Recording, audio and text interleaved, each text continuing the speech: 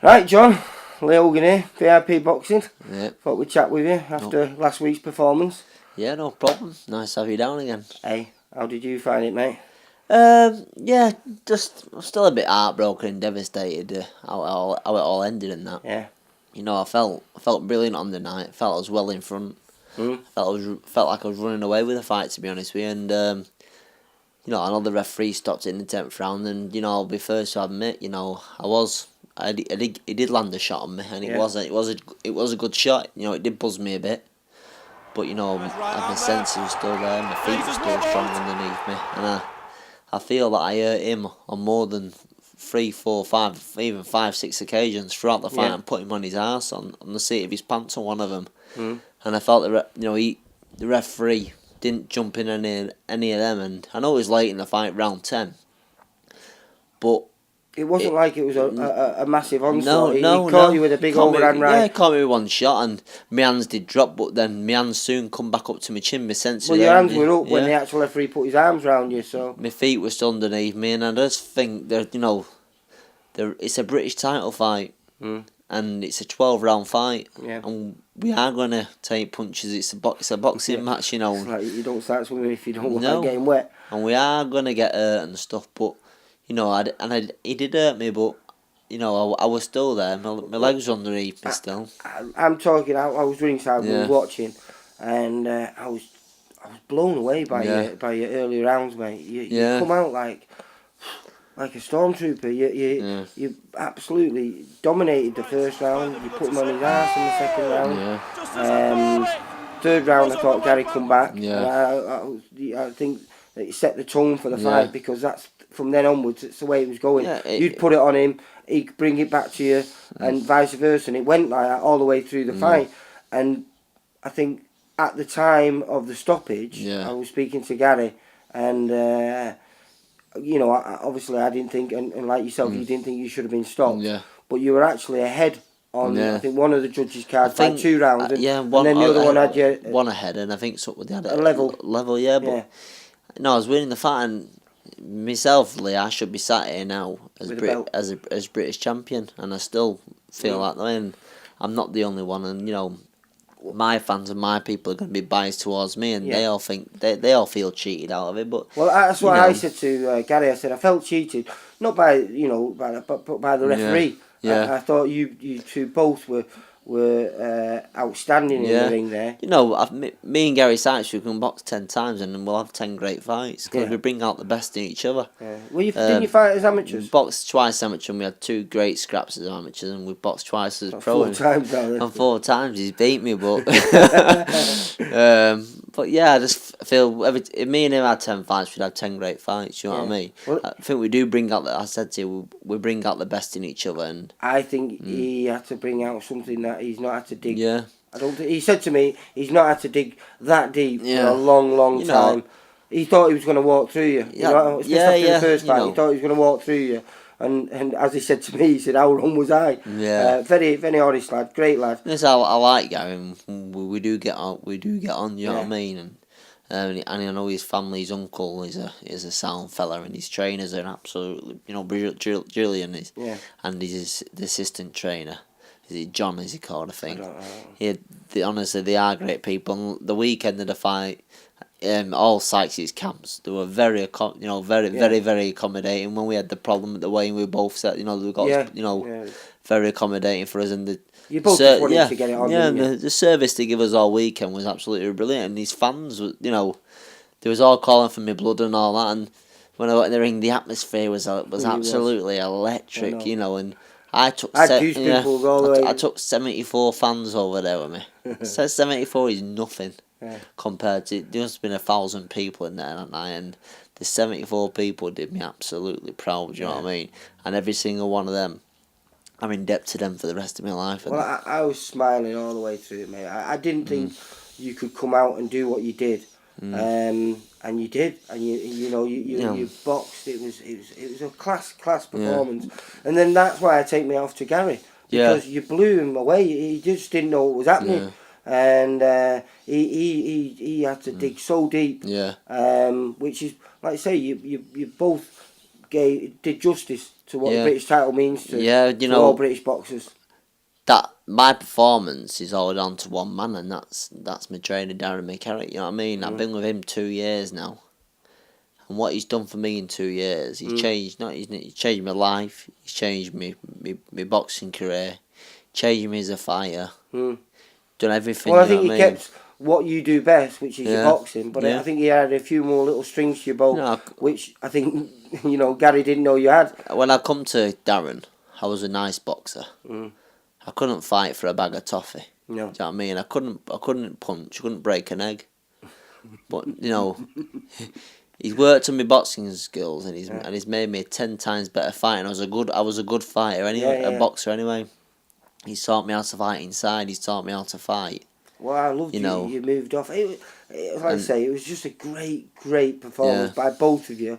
And as Gary said to me, he probably, it was his toughest fight to date. Yeah. And he couldn't believe the improvements in you from the last time. So I think that just... That's like 13, 14 months ago I boxed him, and I've worked hard for them 13, 14 months, 6 days a week with Darren. 2-3 times a day. I've been down to training. the gym loads of times, and I can see, the connection that you and Gary have, and you two, Wazza and Liam. It's like the Four Musketeers, isn't it? You know what I mean? Do everything together, train together. We do. We socialise. We socialise together. We train together. We go on holiday together and stuff. It's just, but the bond we have in the gym is just something else. You know what I mean? And when I'm in that ring and I'm fighting, my opponent's just not fighting me. He's fighting Darren, he's fighting Liam, he's fighting Warren, you know what I mean? Well, it was brilliant because, I kept running over with the camera in the corners, and I was getting, little shots to try and instantly, because we're doing a little documentary, aren't we? Yeah, yeah. And it was funny because Darren's just shouting at you going, right, are those legs all right? Are they all right? We'll get using them. Start moving down there. Get behind that jab. And he was going on and on, and you're like, yeah, right. And like you say, I think the referee spoiled what was developing into a great fight, because I do think Gary was coming on towards that stage. That's always going to be in Gary's armour and locker, because he's known for coming to fights like with his work rate and stuff like that. But honestly, I got up after a 9th round, and what I was doing in the fight, I was going, right, that's 4 rounds. I've got an 8-round fight left. 8 rounds have gone. That's 8 rounds gone. I've got 4 rounds left, and I got out. And the 9th round we had a belting round. We had a very strong round, but you finished it strong. And I felt good, and I come back to ring round, and I thought, and Darren went, right, get back to that jab, But this time never. I went, 3 rounds left, and I got up, and I looked over at him, and he was breathing everything, and I felt fresh as a daisy, and I thought, I thought he'd blown himself out because he put that much on you, and then I think for 2.5 minutes of the round he was like all over you. Yeah. And then you sort of like got it together, and then you dominated the last 30 seconds of the round. So I thought, well, this is it now. This is where you're going to... But you see, again, the fight had ebbed and flowed. Yeah. Especially in the last, 5 rounds prior to... Because you started off unbelievable. And then the last 4 or 5 rounds had been close. He just nicked it here, or you just nicked it there. And so you really didn't know where those last 2 rounds were going to go. Yeah. Even though he was coming on stronger, there's points where you were dominating, then he managed to come back when you didn't think he could, and vice versa. Like I said, in the 8th round, I thought, oh, this is it. Gary's in his stride, and yet you finished the round stronger again. So just I keep saying to myself, and he said. I said to Liam, I've had him round here this week, and I said to him, you know what? I said, this is all just part of the journey. It's just all part of the story. And in 4 years' time, we'll be sat somewhere, and I'll turn around to Darren and Warren Liam, and I'll go, remember after that Sykes fight? How cut up and down I was, you know what I mean? We'll be laughing our tits off about it in 4 years' time, you know what I mean? What I need to know is the desire still there. Oh, yeah, I know for a fact, within the next 12 to 18 months, I'm going to be British champion, and I know. Well, I know. I didn't think a lot of people would have believed you prior to this fight. I don't think anyone really gave you a chance. Yeah. But I think people are going to start believing now, because I've spoken to a lot of people, and you surprised a hell of a lot of people. I know you didn't surprise yourself or Darren, but you surprised everyone else. I always know that I've had it in me. Yeah. Do you know what I mean? I just needed someone to bring it out. And Darren's done that. And I think you believe it now. Yeah, and I know. I like I say, I genuinely believe I should be sat here talking to you with a Lonsdale belt over my shoulder. I'm not, it's like it's a little bit similar to the Carl Groves and Frotch. Because the referee intervened when perhaps it wasn't appropriate. I mean, you hadn't gone down, you got your hands up. He did catch you with a good shot that knocked you on the rope. Yeah. And I've watched it. I know you haven't watched it. We tried to watch it before. But he did catch you with another big looping overhand which caught you. But when the referee stepped in, you had got your hands in. And that was after that shot. And so it was only 2 shots that he caught you with. Yeah. And so I think it was a little bit premature. I certainly think... I wasn't aware of this, but until after the fight, when I think somebody said that it was some Michael Alexander or something. Go on, I don't... But he refereed the Matty Clark's and Travis Dickinson fight the week before. Right. Do you know what I mean? And he said it's another bad decision. I can't really comment on the Clarkson. Because when you think about it, it was the first time Clarkson was after him almost stopping Travis. I haven't seen the fight. It's a great fight. So it's 2 bent decisions within a week, and people have said to me, I don't know if they're bent or anything like that. I just think I don't think they are bent. Sometimes you can get caught with the crowd. The crowd obviously this is what I was going to say. Every time Sykes threw a punch, the crowd went wild. Of course it did. And he's caught me, and they've gone wild. But at the end of the day, it's a British title fight, and it's a professional contest, and he's a professional referee, and he should be doing a professional job. Yeah.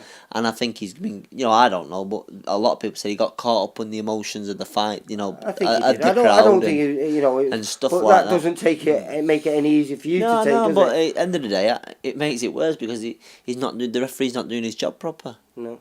Do you know what I mean? You're getting caught up in the emotion of the crowd and all that. And I mean, I've seen fights where other fighters have been taking tremendous punishment throughout the whole fight. You get these journeymen that are getting punched for fun. Yeah. And they allow it to continue. It was the first time you was caught and visibly hurt. Let's say, obviously you had been caught, but it was the first time you'd actually been. We could see you was hurt a little bit. He caught me throughout the fight and. He probably did hurt me a couple of times throughout the fight, but not. I don't know, that was the worst time I've been hurt in the fight. Do you know what I mean? But my senses were back within a split second. Well, I could see your eyes from where we were sat. Gary's back was towards us, and you were on the ropes, and I could see. Yeah. And when the referee jumped in, we was all shocked. It was like, "Whoa, what's happening?" And I reserved opinion until after I reviewed it. I know you haven't reviewed it, but I've watched it. He did catch you with one single good right hand after he caught you with the initial shot. But you had raised your hands after that shot, so that's what you're supposed to do. Defend yourself. You was in the process of defending yourself. You hadn't took any more blows. Yeah. The referee jumped in. He might have only jumped in 5 or 6 seconds too soon. We don't know. Yeah. But it's like one of them again, isn't it?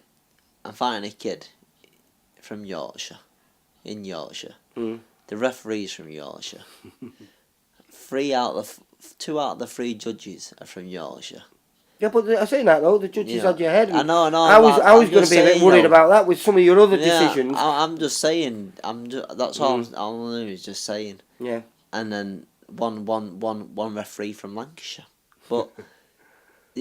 When it's a title fight like that, they should have mutual judges in a way where the judges aren't from the towns where the boxers are from. If he was going to step in like that, I don't know why he didn't give you a standing count or something like that. Well, I don't think they can give standing counts, can they? In I think it's against the rules in professional boxing in certain governing bodies and that. But it's one of them, and it's done now, isn't it? But all for the sake of maybe 10 seconds.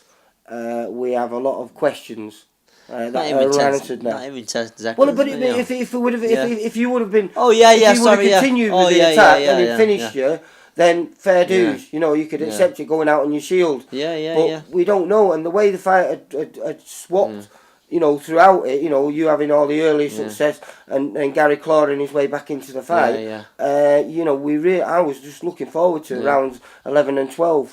But, you know, like we said, the desire is still there now, and you know, it's made me want it even more than I wanted it in the first place, and and you know, I didn't think that was possible. I could have wanted it anymore, but I do, and that's you know, the desire is still there, and you know, it always is. As I say again, it's all part of the journey. It's all part of the story, and I'll be back. And when I do get that British title, knowing what I've come through, you know, it'll be more satisfying. I think there's a lot of people who are going to sit up and take notice now of Gary Sykes. Of Jon Kays. I'm not bothered with whatever people want to think or whatever. You know, all I care about is me becoming British champion. Only yourself believed what you were going to do on that night. I spoke to a lot of people and everyone thought, well, no, he's not going to be able. He's not going to get past Gary. Gary's going to beat him.